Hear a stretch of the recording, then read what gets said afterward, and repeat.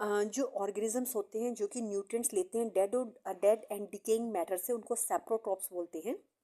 जो सैप्रोट्रॉप्स होते हैं वो क्या करते हैं, सैप्रोट्रॉप्स का एक एग्जांपल है फंजाई। जो फंजाई है, जो फंगल स्पोर्स हैं, वो एयर में प्रेजेंट होते हैं, और जब वो किसी वेट एंड वार्म थिंग्स के ऊपर लैंड करते हैं तो वो न्यूट्रिएंट्स उससे लेने लग जाते हैं। तो जिनका जो मोड ऑफ न्यूट्रिशन होता है वो सैप्रोट्रॉपिक्स होता है, तो वो उनको हम सैप्रोट्रॉप्स बोलते हैं। ये क्या करते हैं, ये एयर में ही प्रेजेंट होते हैं। ये आपने घर में सुना होगा कि ये चीज़ तो सड़ गई है, इसके ऊपर तो फंगस लग गई है।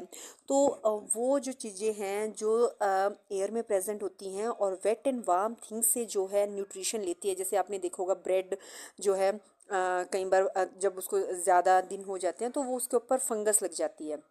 तो हम ये बोल सकते हैं यहाँ पे जो फंजाई है उसने ब्रेड से जो है न्यूट्रिशन लिया है, और जो फंजाई है वो यहाँ पे एक सैप्रोट्रॉप है, और जो उसका मोड ऑफ न्यूट्रिशन है वो है सैप्रोट्रॉपिक।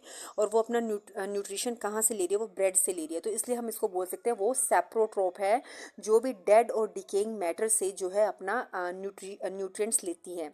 और जो फंजाई है वो कहाँ कहाँ ग्रो करते हैं, आपने इस घर में भी देखा होगा। जब अचार जो है वो बहुत पुराना हो जाता है तो हम बोलते हैं कि इसके ऊपर फंगस लग चुकी है।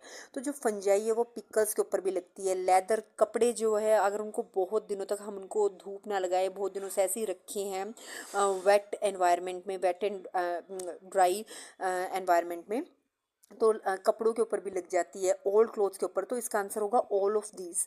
जो मोड ऑफ न्यूट्रिशन होता है मशरूम का जो है वो भी जो है सैप्रोट्रॉपिक होता है। जो मशरूम है वो भी अपने आप में एक सैप्रोट्रॉप्स है। जो फंजाई है वो सिक्रीट करती है डाइजेस्टिव जूस, और वो किसके ऊपर सिक्रीट करते हैं, जो डेड मैटर जो उसको अवेलेबल होता है अपने न्यूट्रिशन के लिए। जो ब्रेड मड है वो भी एक टाइप का फंगस है। जो फंगल स्पोर है वो खाने में नहीं, अपने आप वो पैदा नहीं होते। हम देखते हैं कई बार हम खाना रख देते हैं ऐसे ही, और उसको 2-3 डेज हम ऐसे ही रखा रहता है खाना, तो हमें उसे उसमें अजीब सी स्मेल आने लग जाती है, तो हमें लगता है कि ये खाना ख़राब हो चुका है।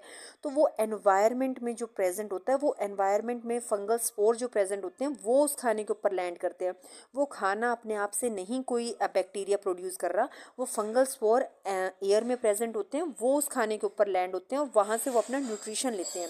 तो इसलिए हम बोल सकते हैं जो फंगल स्पोर है वो प्रेजेंट कहाँ होते हैं, वो एयर में प्रेजेंट होते हैं। फिर उसके बाद वो जब लैंड होते हैं, जो उनका मोड ऑफ न्यूट्रिशन होता है वहाँ पे वो जर्मिनेट होना शुरू हो जाते हैं। तो यहाँ पे है कि जो फंजाई है वो जर्मिनेट होती है और ग्रो होती है। जब वो कहाँ पे लैंड होती है, जब वो वेट और वार्म थिंग्स के ऊपर, थोड़ी सी नमी वाली जो चीज़ें होती हैं तो उनके ऊपर जो है ये फंजाई जो है एनवायरनमेंट से उनके